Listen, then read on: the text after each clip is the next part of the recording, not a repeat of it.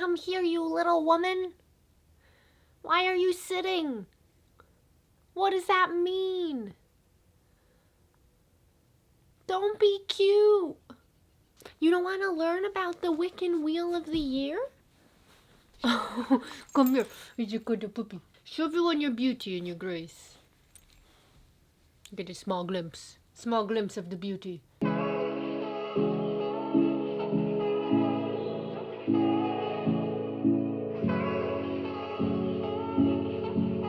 Hi everyone, welcome back to another episode of Uncloaked. There's a dog next to me slapping me for pets. So if I smile at something to the side of me, it's a dog! But anyway, I'll just hold this dog's paw while I do this. So this week for Uncloaked, we are going to be talking about the Wiccan Wheel of the Year. So we're going to be talking about the Wiccan holidays and just what Wiccans celebrate throughout the year. So let's get right into it.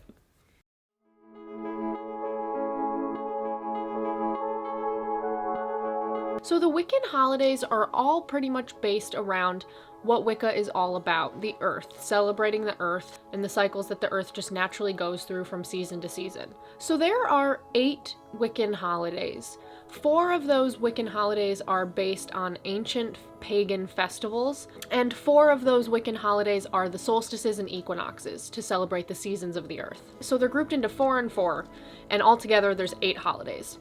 And in addition to those 8 holidays, pretty much every Wiccan also celebrates every full moon. And then also many Wiccans celebrate every new moon or dark moon. I personally celebrate every dark moon, every full moon, and every Wiccan holiday, so that's a lot of celebrating. So if you're starting to study Wicca, you've probably heard the words Sabbat and Esbit. So the Sabbats are the 8 Wiccan holidays. What makes a Sabbat is that they're in connection with the sun. So Sabbats are celebrations in relation to the position that the sun is in. And then on the opposite side of that, Esbits are your celebrations in relation to the moon. So the Esbits are the Wiccan full moon celebrations. So Sabbats are for the sun and Esbits are for the moon. And those 4 Sabbats that come from the ancient pagan festivals are really rooted in agriculture. So those holidays came into being because of farming, because of agriculture. It was all in relation to growing crops, harvesting crops, working with farm animals, all the things that go into agriculture and farming. Those 4 holidays, which I'm going to share with you, are all based in that. So they come from a place where everyone was doing agriculture, everyone was relying on the harvest of their crops to keep them alive through the seasons and through the year. So all these celebrations were for the harvest or for the planting of seeds. And the other 4 Sabbats that are the solstices and the equinoxes, they come from once an understanding of astronomy and the stars and the sun and the moon and the position of all of the planets and things started to come into being, and we started to understand why the earth goes through seasons. That's when those solstices and equinoxes started being celebrated. So the 4 that are originated from ancient pagan celebrations for agriculture and farming came first, and then not long after that, the solstices and equinoxes got introduced, and we got 4 more holidays, making the 8 Sabbats. So those 4 Sabbats that originated from agriculture and farming are Candlemas or Imbolc, Beltane, Lughnasadh, and Samhain. The 4 Wiccan holidays that are solstices and equinoxes are Youll, Astara, Letha or Midsummer, and Mabon. So those are the 8 Wiccan Sabbats. And then, of course, you have the Esbits, which are every full moon that you have throughout the year. So we'll start off the Wiccan holidays by talking about Samhain. If you aren't pagan or Wiccan, you probably haven't heard the word Samhain before, but it's not spelled the way it's pronounced. Samhain is Halloween, so Samhain is on October 31st. Samhain is personally my favorite holiday, and Samhain is also referred to as the Witches' New Year, because for witches, it's really where the year starts. For Muggles, the new year begins January 1st. That's the first day of the new year, but the Witches' New Year is Samhain. Samhain is all about the cycle of life and death and rebirth. And the main image that comes to mind when I think of Samhain is the crone. And the crone is typically viewed in our society as being this like scary, ugly, old hag, witch, whatever derogatory term you're going to use to describe an ugly old witch. And she usually, like, you know, is green and has a nasty nose and like moles and stuff. But in Wicca, that is not what the crone is. That is not what she is viewed as. That's not how she's seen. The crone is really a symbol of that cycle of life. Samhain is the celebration of now we are going into a period of time where the earth will be dormant. It's getting colder, soon winter will be here. So this symbol of the crone with her cauldron is a symbol of rebirth. You will die, be returned to her cauldron, she will make you into something new, and you will be reborn. You will live, you will die, you will go back into that cauldron, and you will be reborn again. That endless cycle is what Samhain is all about. And Samhain is really believed to be a day when the veil is the thinnest. And in terms of God and goddess, Samhain is when God kind of falls away. Some books even describe Samhain as being when God dies. So the sun, being a representation of God, in the winter falls back a little bit. You get a little less sunlight in the winter. The earth in general during winter becomes somewhat darker and colder. So God kind of falls away. Samhain is great for spirit work. Samhain is great for honoring your ancestors and honoring any gods or goddesses of the dead or the underworld that you work with. It's a time for honoring the dark and honoring the unseen. If you are going to try to communicate with any spirits, it's the time to do it. Samhain is great for divination. You get really great results on Samhain because the veil is so thin, so you'll get really clear answers. I also personally tend to use Samhain as a time to re-protect myself. I personally find that during this time of year when the earth is more dormant, that it's important to protect yourself from any and all negativity, whether it's coming from within yourself or from others or from the world. So I also like to use Samhain as a time to... Dog sigh. I also personally like to use Samhain as a time to re-protect myself, re-protect my home, to make sure that I'm prepared for this colder, darker time of the year. And a lot of the traditions that we have for Halloween in our modern society come from Samhain, such as, you know, carving a jack-o'-lantern. That comes from Samhain. They're believed to ward off evil spirits. Also, bonfires or putting candles in your windows is used to help guide spirits to where they need to go. So spirits can find where they're going on that night when the veil is thin. So that's the purpose of those bonfires, is to aid the dead in finding where they need to go. And then Youll is the winter solstice. So Youll is kind of like Wiccan Christmas in a lot of ways. Youll is on December 21st. And in terms of Wicca, Youll is when goddess will give birth to a son, god.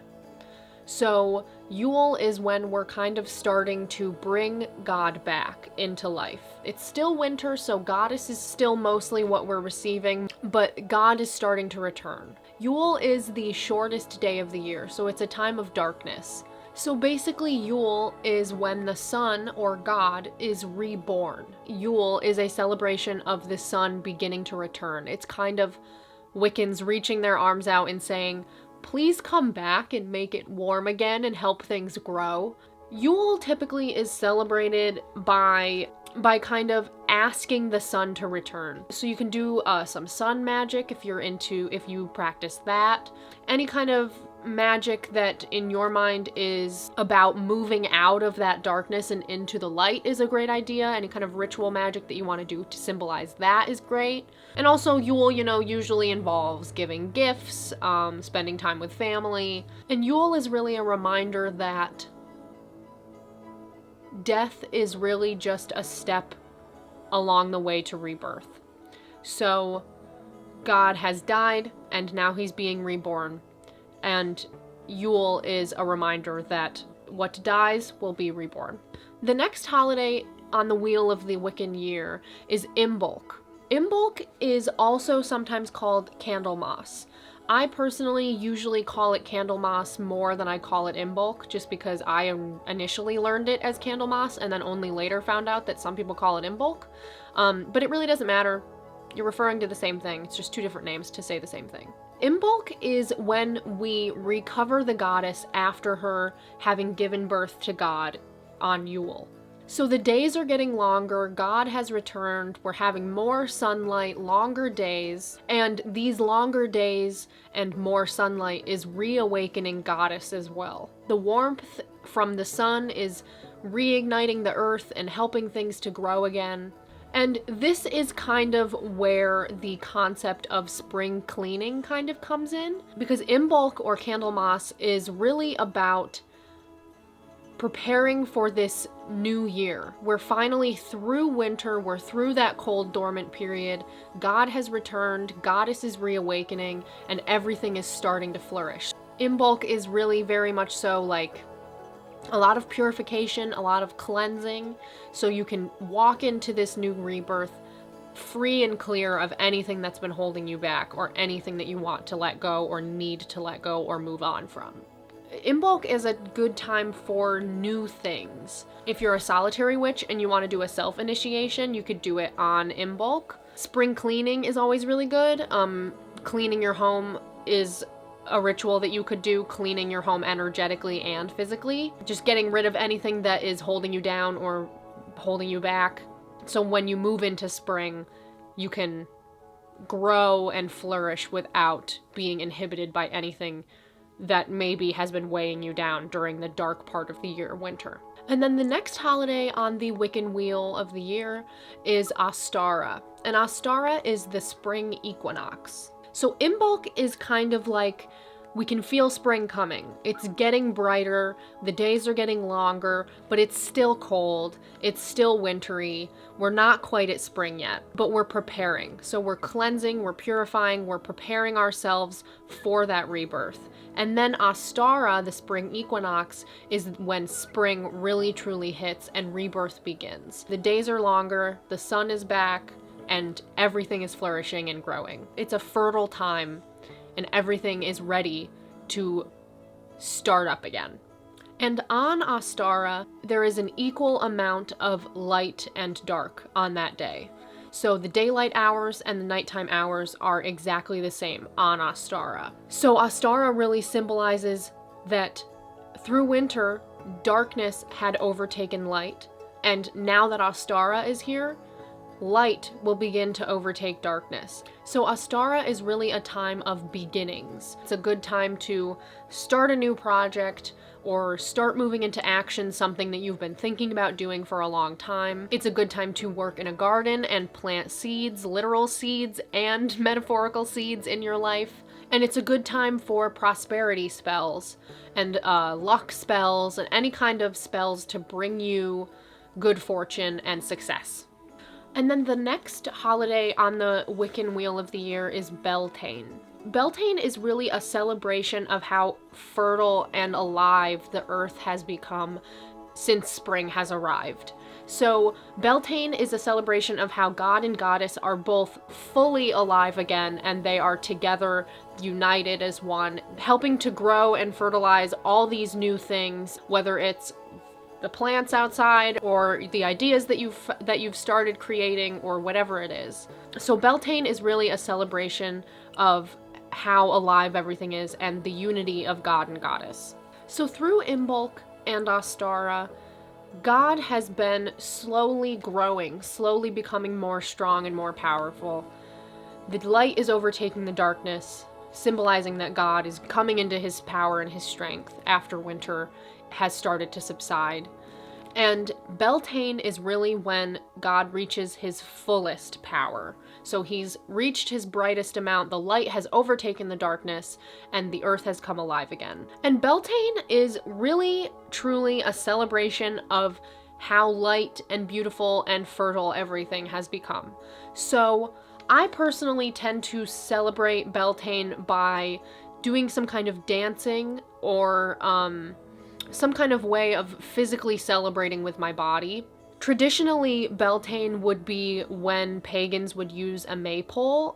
If you don't know what a maypole is, you've probably seen one. They're the things where, you know, there's a big pole in the ground and then there are like ribbons coming from it, and everyone grabs a ribbon and kind of dances around the maypole. So I like to kind of do my own version of that by celebrating Beltane through dance, ecstatic dance, you know, just being grateful to the earth by moving my body and showing how excited I am for the literal and figurative fertileness of everything.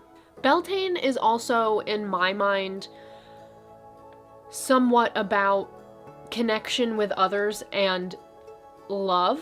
I don't mean just like traditional romantic love, I just mean love in general. So I also like to do some kind of sacred magic on Beltane. Usually I'll do some kind of ritual to send the earth love or healing or my love for it, or just something to communicate to the earth how special it is and how amazing it is and how grateful I am for it. And then the next holiday on the Wheel of the Year is Midsummer, or Letha. Letha is the summer solstice. The earth is warm, the earth is bathed in light, and the days are long. It's really a time for any and all magic. It's a time when light has fully overtaken the darkness, and so really you could do any number of things. The light has overtaken the dark, so keeping your rituals and your spells about prosperity and about growth and about success is a good idea to me during this period of the year. I personally tend to do that, but Letha is really genuinely a time for any and all magic. The next holiday is Lughnasadh. Lughnasadh is in August. Lughnasadh is the time of the first harvest. So we've had a substantial period of time at this point where the earth is fertile again, the sun is present and the days are long again, and everything is warm and growing. So Lughnasadh is when things are finally ready to harvest this year for the first time. Lughnasadh is also, though, when we start to see that God is starting to wane again. He's starting to die again. So the days start to get a little bit shorter, the nights a little bit longer, and Goddess begins to grieve the fact that God is starting to die. Right below Samhain, Lughnasadh is my favorite holiday because Lughnasadh is really about recognizing that nothing is forever. Kind of the idea is that through Samhain and Youll, and Imbolc, you know, you're in this place of dormancy. Everything is cold, everything is stagnant, nothing is really moving. You're in the place of reflection. And then, beginning with Imbolc and then really into Astara, the sun is coming back, God is coming back, things are getting fertile again, things are coming alive again, it's time to really grow. And then you have Beltane, when everything reaches its highest height and everything is so fertile and everything is growing and expanding. And then you move into Midsummer and it's the summer solstice and you're like, wow, everything is so fruitful right now and fertilized and bountiful, and the world is my oyster and I can do anything and I am prepared for this. And you're growing and expanding. And then you move into Lughnasadh, and Lughnasadh is this moment of, okay, things are starting to die down again, things are starting to wane, I'm starting to move back into this place of stagnancy and dormancy and reflection. And it's an acknowledgement that nothing lasts forever. You can't have that bountiful, fruitful growth expansion period forever. It has to stop at some point. So I love Lughnasadh for that reason. It's an acknowledgement of you can't be constantly expanding, you can't be constantly growing and becoming new. Life has to have those slower moments, those moments when you slow down and reflect and don't focus so much on trying to get somewhere or trying to achieve something. Lughnasadh is really about recognizing and acknowledging that it's important to have moments of stillness just as much as it's important to have moments of growth and expansion. I like to spend Lughnasadh doing an extra amount of just sitting in nature, doing nothing, just quietly sitting and listening to the earth, to kind of symbolize that the earth is going dormant, and in a way, so will I. And I also usually, because Lughnasadh is the first celebration of the harvest, I usually like to do some kind of kitchen magic or kitchen Wicca, and I like to harvest whatever ones of my herb plants are ready to be harvested. And then usually my dinner will be some kind of ritual meal to kind of honor that the earth has grown these things for me to consume now. And now we're moving into this period of time where we will rely on this harvest to get us through these colder, darker months. And then that brings us to the next holiday, Mabon. Mabon is the autumn equinox, so we're moving into autumn, we're moving into fall. Lughnasadh was the beginning of the harvest, and Mabon is the completion of the harvest. So Mabon is about harvesting those things so you're ready to move into that dormant period of the earth. So everything is starting to die down, things are growing a little bit less, it's getting a little bit cooler, the nights are getting longer, and God is starting to move back into his mode of rebirth and regeneration. So I kind of like to do similar things to what I do on Lughnasadh on Mabon. Have some kind of ritual meal, honor the fact that the earth grew these things for you. And on Mabon, I like to honor whatever it is that I've accomplished so far that year. Because we will be moving into a period of time where it will be colder and darker and we will be more dormant. So I tend to spend some time reflecting on what I've accomplished and what I want to do to prepare for this dormant time, and what I want to do during these colder fall and winter months to be ready in the spring when it's time to plant the seeds again. And then with that, we make it right back around to Samhain.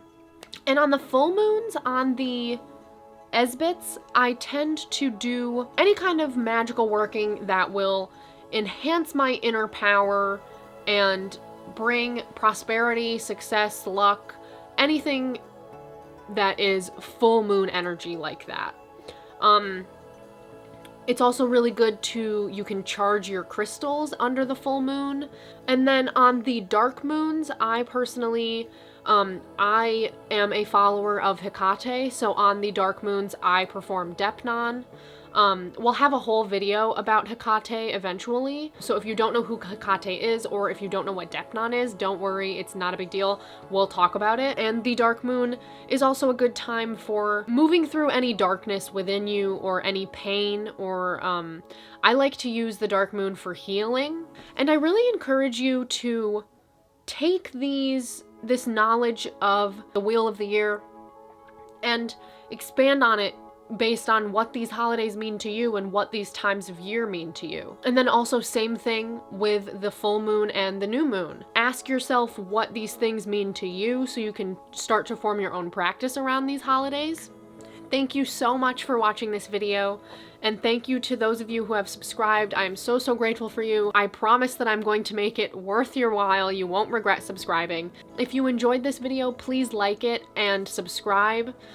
Feel free to leave a comment if you have a question, or if you want to share something that you do on a particular Sabbath that you enjoy. Let me know if there's anything that you really want to learn about that you want me to make a video about, and I'll try to prioritize it. There are so many exciting videos coming up. I have lots more coming down the line.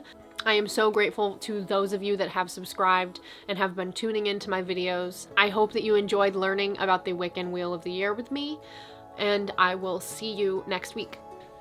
Bye!